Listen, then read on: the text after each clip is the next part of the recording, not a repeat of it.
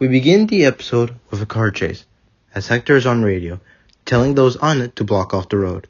And as the driver makes a turn, a white streak enters from the side, breaking the glass window as the car slowly comes to a halt. The door opens to show White Tiger has apprehended the car thief and knocked him out, carrying them to Hector as people take notice of the scene. "Here you go, officer. One car thief with a side of a singular black glove. Be well," as she gets on top of the car and leaps to the roof and runs off, as we see people cheer and Hector give another brief smile before putting the guy away. We get a montage of Ava being White Tiger, with her stopping crimes and saving people, as she flees from every scene and continues to try and track down where the rest of the Black Hand could be at. We see Hector return to a police station that is currently under construction as he is approached by Chief, Tuska, and Blackbird, who has a cup of coffee in hand. Hector, glad to see you still alive and well. I've heard you met Detective Blackbird, as you've helped provide him information on that Black Hand gang, along with an interrogation of Copperhead, I believe? An unsuccessful interrogation, but yes, indeed, as he offers his hand, with them both shaking one another's. Indeed. I just wanted to check in and see how things were going. There have definitely been better days this station has experienced. I called you over because I wanted to give you the rest of the week off, Hector. Wait, really? How come? Am I in trouble? What? No. Of course not. Blackbird, if you please. Blackbird, who's taking a sip, would say, yes, well, since the sinking of the ship El Tigre, the Black Hand's activity has been very scattered and desperate, with other officers on the case. He wants to give you this week off so you can provide more assistance to me in any way, as well as be one of the officers in 2 weeks' time to Mr. Luke Cage's event at New York City Hall. Seriously? Really? Of course. You've been one of the best cops this borough has seen. You deserve some time off and relaxation. Thank you very much, sir. Yes. Now, I need to talk with some lawyers and contract dealers, so if you gentlemen excuse me, I look forward to hearing more about the case. As he leaves, Hector shows gratitude and goes to his car as Blackbird joins him.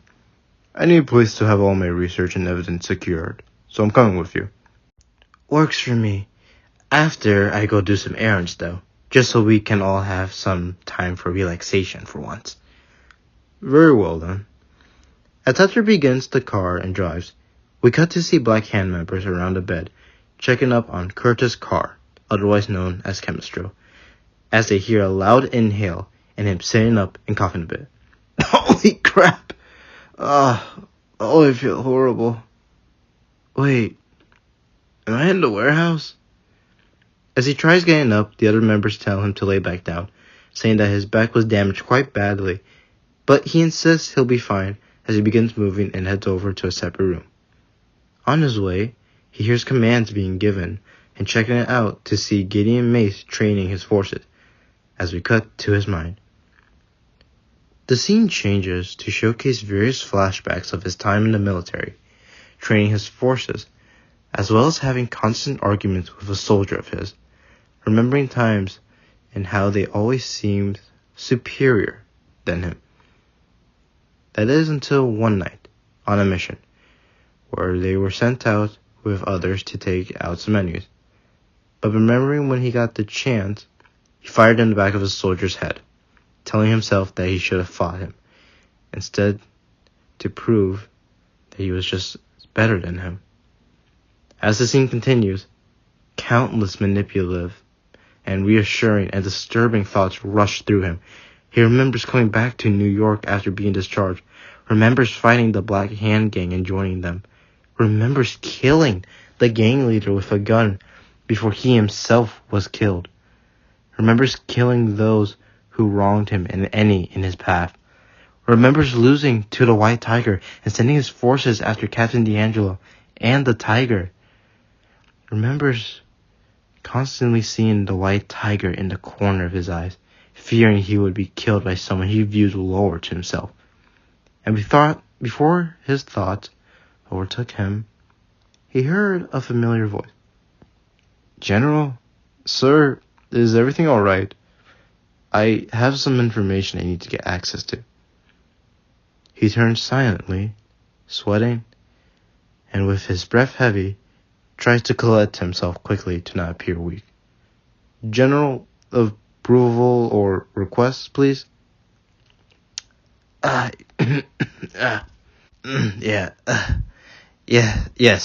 Yes, Commissioner. So wonderful to see you doing well and back up. And good thing too, since Mr. Fish usage was practically out, and I needed some good news. What happened with Mr. Fish, sir? Failed me is what happened, and he had the ship sunk. Not many forces came back with him, and making an example to the army that failure isn't an option, especially with the plan. I see. I sent a couple out to keep that disgusting trio away from our location. Now, what was it you needed? I just needed to know where I can look into the information I gathered back from the station. Yes, he says as he snaps his fingers, and a gang member goes and escorts Chemistro to the room with a singular laptop and some vials, along with ingredients that are next to some printing machines. It'll have to do, as he sits down and gets to work on recovering all the stolen data he had. We cut back to see some Black Hand members find the White Tiger, and even though there were 5 of them, before it could take too long, there was only one left conscious, and as she hunts them down, she hears a voice in the distance. Sir, please, let me go through. My parents and daughter are still stuck there. As we see another Black Hand member having been apprehended and in handcuffs dragged to a cop car. Sir, please understand. The firefighters are doing their best. The ground floor is very unstable. Come on, please. They need help. The White Tiger then stops, seeing the gang member continue to run and look into the burning building, but pursues the gang member. Sir, we are trying our... The cop gets startled, seeing another gang member being thrown to one of their cars, as we see White Tiger running and leaping up to the 3rd floor, breaking through a window. She rushes to the 4th and 5th floor, yelling where the others are, as she hears someone call for help. Reaching the 6th floor, she manages to cut through and break some wood, revealing the parents as she helps them. Are you both alright? Where's the kid? She's in the bathroom, stuck. Please, help her. White Tiger breaks another window, picks them both up, putting them on her shoulders, and goes outside the building and uses her claw to slide down to the ground and handing them over as she claws her way right back up as an explosion happens right next to her. She gets back up and calls for the girl. Hearing her voice, it manages to push away all the debris and help her get out, but more debris starts to collapse on them. It's so dangerous, the little girl says in fear as she starts crying, and White Tiger tries comforting her, but the chaos around them is getting worse and worse. It's going to be okay. Look at me, okay? It's going to be okay. Okay? Mírame, chica, mira. As she takes off her mask. Look, I'm going to get you down from here. You're very strong and very brave for doing so much already. Look, trust me. Put on this mask. It'll make you even more stronger. Okay? As parts of the floor starts to fall on them, with White Tiger managing to break it and save them both from harm, but blocking a window. I'm not gonna lie, it's scary, but I just need you to continue being very strong, and this mask will make you feel and be even safer. Please, trust me, chica.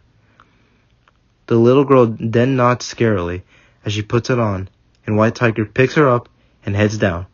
And even though the entire building is collapsing, she manages to get the girl out by shielding the kid's body and running backwards, breaking the window and landing on the ground as the girl puts her mask back on her as she rushes the kids out. It's falling! Get out of here! As she says that, the 1st floor does collapse in on itself as everyone runs away as she's overtaken by the smoke. We then cut to the aftermath, with White Tiger seeing the family all holding each other and crying as the little girl is telling them something, happy but still crying. as Ava sheds a tear and heads off. At night, we see Ava enter her apartment, all bruised up and incredibly dirty. But she sees Hector and Blackbird putting up evidence and research onto a board and tables they have. Hi, mi hermana, he says, going up to her and hugging her tightly. Ow, ow, big hug, big hug. They're done. But I heard what you did. I am so proud and so thankful you're okay. Gracias, hermano. Pero I need to shower. Good seeing you, Blackbird. Blackbird waves back as he picks up another paper. When Ava starts up her shower, Blackbird and Hector speak. You okay with what happened? Are you kidding? Of course not. She could have been killed today. But she did good. Like the other times she has. I don't know what this feeling is. Reminds me of Dio D'Angelo. What do you mean? I don't remember as much as I wish I can. But I do remember him being so scared of whenever I was looking into his work. But also remember him having the biggest smile on his face whenever I was invested in his stories and who he stopped.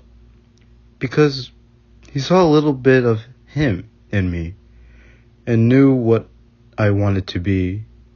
Actually, no. Not what I wanted to be, but what I was meant to be. A detective? A hero, Hector. Blackbird then looks over at the evidence board and mumbles to himself as Hector picks up 2 water bottles, smiles at himself, and tosses one to Blackbird. Meanwhile, we see Chemistro still looking through all the data he had, and he clicks on the file labeled H. Ayala, and looking through it, his eyes widen at not what he found, but rather who. It is him. We see Ava on the roof of her apartment, sitting on the edge, holding the amulet of power in her palms, looking over the city, but visibly looking unwell. I noticed you weren't anywhere in the apartment, and just kinda knew this would be the only other place you would want to be. ¿Qué pasó, hermana? Hector, I'm feeling something weird. Ava, we've had this talk before. Hector! They chuckle a bit as Ava then continues. But, seriously, today just feels different. Different than all the others. Why is that? I don't know. Today should be like any other day. Lots of dangerous encounters, stopping bad guys, and saving people. Pero ¿qué?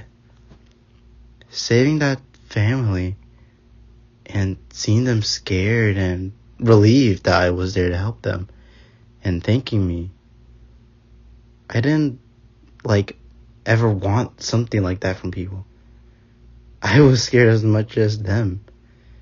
And not because I was thinking that I was going to die, but because I was worried that they were going to die.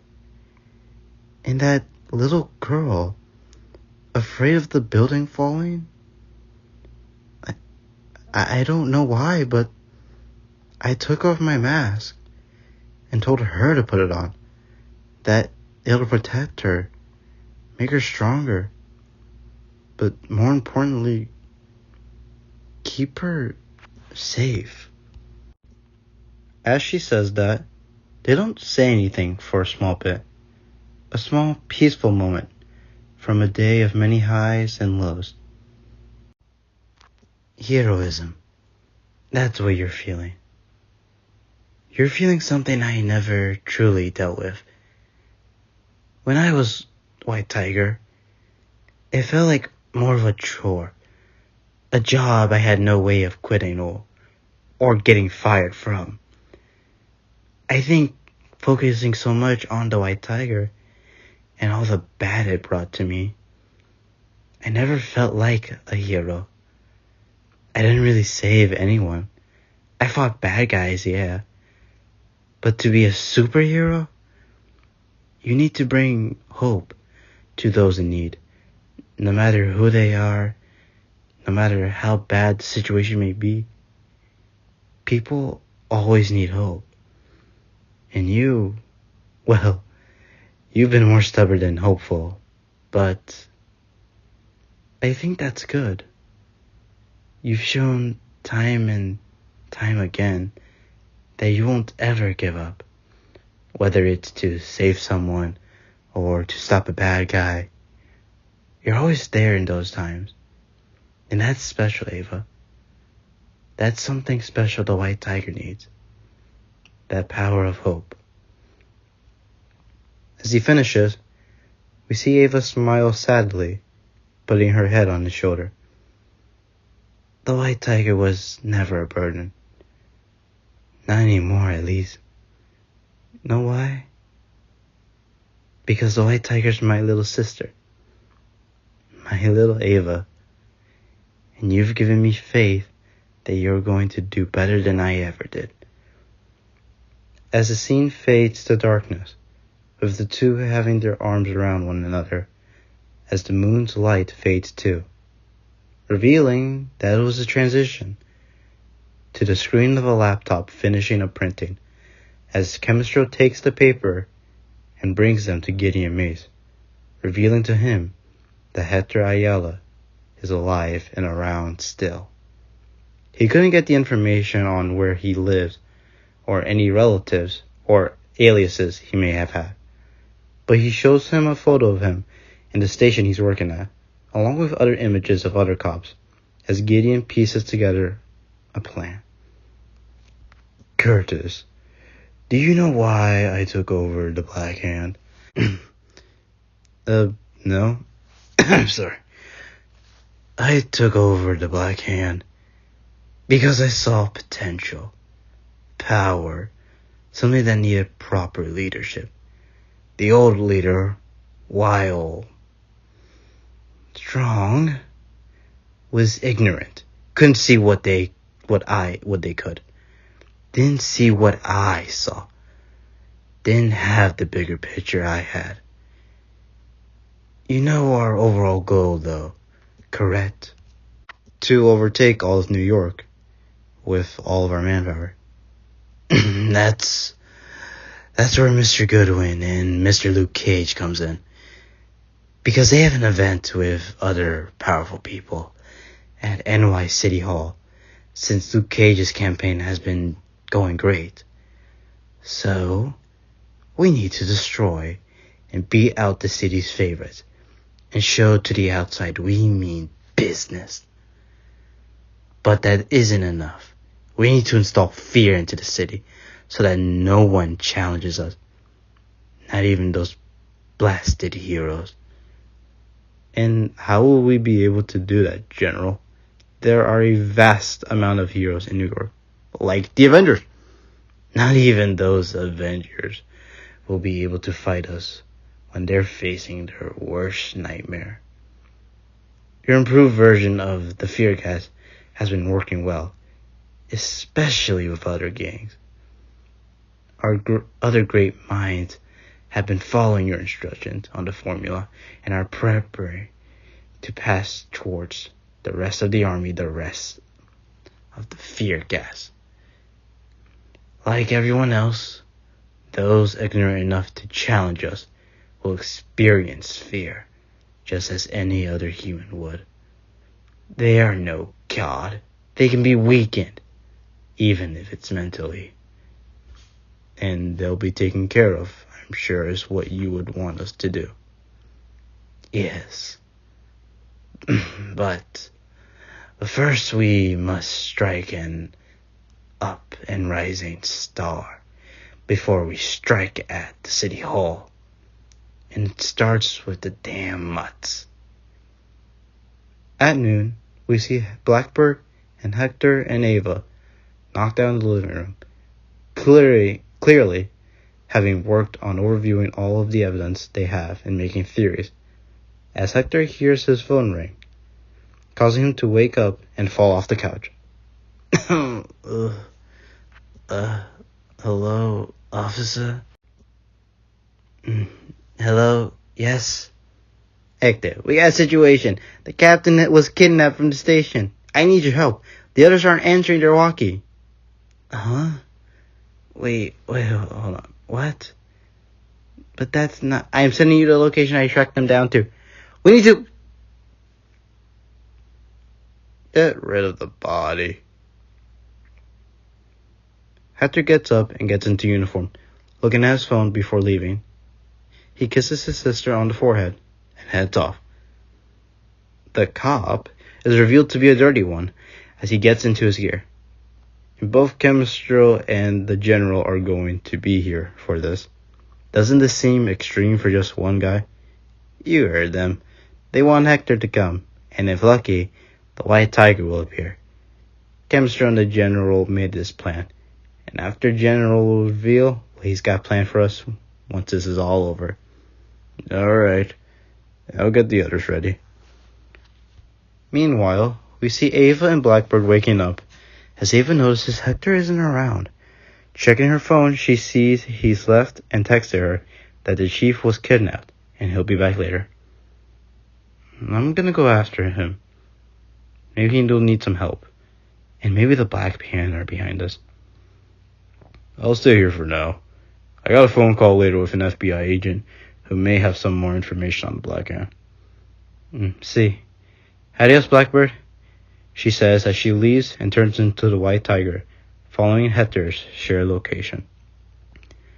As Hector arrives at the destination, we see him having tried contacting people from the walkie-talkie, but there had been no responses. He gets out of the car and takes out his gun and scans the perimeter. Once he does so, he enters from the back and is hit with a puff of gas as strange monsters approach him, swinging and fighting him. Confused and frightened, he fires his gun and fights back against the monsters, and although he gets hit at times, he manages to overcome it. Bore me, Amana. See, I don't understand what savage mutts like you say, but you choose your words wisely, because they're gonna be your last. As Hector shakes off the fear gas, he sees the leader of the Black Hand, the killer of his family, and D'Angelo, the one who has caused him to suffer so much as the White Tiger, Gideon Mace. Do, Chemistro, have the others ready outside for the leave, and be armed for when the White Tiger arrives. I want to continue a family tradition of theirs. Yes, sir. Now then, Hector Ayala, the old White Tiger. How pathetic are you? Still kicking it around, huh? You should have died so long ago. Where's the chief? Oh, that was a lie. Knew it'd get you here. No, I need the chief. He's a pawn for me to make this country great again. This government has failed so many like me. I'm going to make that change and rule over this damn nation. It's people like you who will continue to corrupt countries. No country has ever truly been great. As he says that, about 7 Black Hand members with knives and maces and even hammers approach out of the shadows. See, that's where you're wrong, and it doesn't need explaining to lower beings like you. Like me. And don't worry, they're not gonna kill you. Only just make you suffer. As the 7 members charge and swing and fight Hector, we see Hector shoot his gun, killing 2 in the head, taking 3 bullets to kill another in the neck, and having to hurt the others with the remaining bullets as he gets into a brawl with the remaining 4, using various fighting styles and using their own weapons against them, as Gideon's face of snarkiness turns into frustration. Outside, we see Black Hand members getting picked off one by one as the White Tiger is revealed, and they fight against her. Chemistro, you're awake, Sleeping Beauty. Say, where's the big blobfish? I want to put him down again. Like your brother is about to be. He's put down as he sprays fear gas at her, but she dodges it and kicks him hard. As many others fire fear gas at her, as the remaining others combat her, as we cut to see Hector having bested the last Black Hand member, as he dodges Gideon swinging his mace at him. I'm going to kill you, you damn mutt! As a fight scene commences, showcasing between both White Tiger and Hector's fight, where we see them both winning and overwhelming their foes, as the White Tiger breaks some of the fear gas guns and throws Chemistro into some of their allies. We see Hector and Gideon throwing hands, kicks, as Gideon plays dirty and uses a knife along with their hand mace, but Hector is able to dodge and fight back, even while getting cut and hit at times. He manages to kick the knife out of Gideon's hand and baits him into a swing, striking at Gideon right in the face, making him fall, and Hector grabs onto the mace's handle and Gideon's neck, squeezing it. I know how to fight against maces like you, fool. And unlike last time, I'm not going to let you live.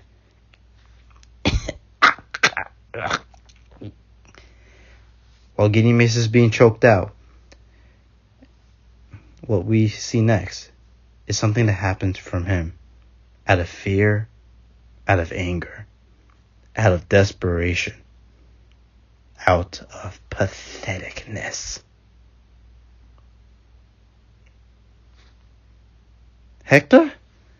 As White Tiger rushes inside, we see a figure laying on the ground, and a limping figure go away. Hector? More gunshots are fired at, but White Tiger is able to avoid and only gets hit by one. Don't ever try getting in our way again. As Gideon gets out of the building, shaking as he drops the gun. I had to use it on him. Him? General, sir, we need to go. Police are on their way. Cutting back inside, we see Ava taking off her amulet and turning over to Hector, who's been shot in the stomach and chest with 5 bullets. Hermana, hey, look at me. It's gonna be okay. It's gonna be okay. Come on, let's get up. Come on. As Ava continues talking to Hector, trying to heal him, we see him looking at her, putting his hands on her right cheek, as he says, Te quiero, mía.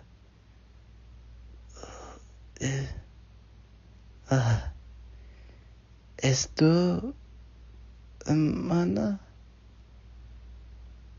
As he lets out a sigh of his breath. The last breath. The last time Ava will be able to be with him physically. The last breath that Ava can't accept being his last. Not to happen like this. Hector, please. Hector, come on, Hector. No. Hector, please. Hermano, por favor. Papa, por favor. Papa!